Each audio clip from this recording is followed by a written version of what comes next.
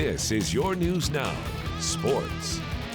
After a winless 2018 season, changes were made at Bath, with the headliner being at the head coaching position. Ryan Reindell is now the new man at the helm, and his mindset stepping into a new role is to change the culture at Bath. The Wildcats graduate only 11 seniors from an extremely young roster that saw 21 freshmen on the varsity team, and the trend continues into 2019 with just 5 seniors on this squad. But while Bath may still be young, they aren't without plenty of playing experience, which is what the Wildcats will hang their hats on this fall. Our Katie Gilhooly has more as tonight's countdown to kickoff takes us to Bath.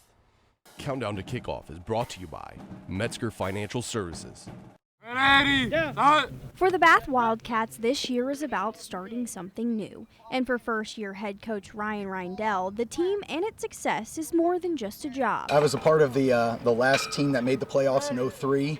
It's been a while ago. We're trying to get back there, but it's a long process. But going through that process as a player, adds a little bit of pride to it, so that we want to get these kids that same experience. Even in making a playoff appearance in 2003, the Wildcats haven't won the WBL since 1999. And after going 0-10 last season, the Blue and Yellow have some improving to do, especially offensively, finishing last in the league in scoring offense, total offense, and rushing offense. Offensively, our offensive line is kind of our focus point. We're going to go as our offensive line takes us. We want to be able to run the football.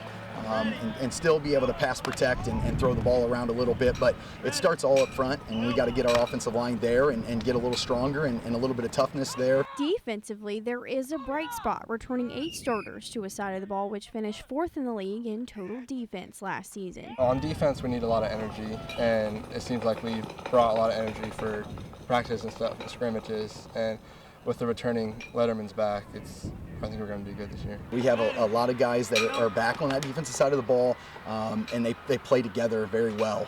They mesh well. We're a very aggressive type defense, and those guys that got minutes last year, those experiences are going to kind of help them propel them into some successes this year. Looking at the big picture, the Wildcats know this year won't come without hardships, but they hope this season proves to be the start of something bigger and better. I know the seniors want to change the culture around here, and the juniors want to too. So if we changed it this year, then next year we'll be seniors, and then we'll be able to continue the culture that these seniors left off. We're going to try to establish a new winning culture here at Bath.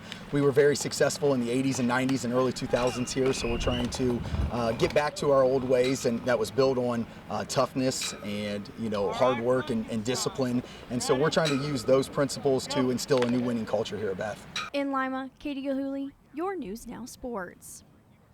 Thanks, Katie. Moving to the pitch with boys soccer action at Spartan Stadium as LCC hosts Lincoln View. Late first half, a foul in the box gives the Lancers a penalty kick, and Clayton Leith finds the sweet spot for the only goal of the half. That's in part due to saves like this from Ollie Bruno, but the T-Birds can't get anything going offensively. Lincoln View wins it 4-0. Girls turn now in Bluffton as the Pirates are home for a date with Bath. Second half, Bath up 5-2, and they're looking for more, but Bluffton keeper Julie Mahaffey makes a big save there. That keeps her team within striking distance. Later in the half, though, Ainsley Miller breaks free in the box to punch this one past the keeper, putting the Wildcats up 4, and just over a minute later, Chandler Clark making a run down the near side before curling one past the keeper at the near post. Bath uses an offensive explosion to pick up a road win. The Wildcats roll 7-2. We head indoors, girls volleyball at Columbus Grove as the Bulldogs match up with New Bremen. First set just underway, and New Bremen gets on the board first as Taylor Paul goes right at the wall for the set's first point. Moments later, Claire Pope sets the backcourt hitter Josie Reinhardt, who makes no mistake. It's 5-1 Cardinals early. Grove trying to hang around as it's back set to Megan Blankenmeyer, who kills it cross court. That pulls the Bulldogs within 5. They look for more here, but it's rejected at the net by Macy Putoff.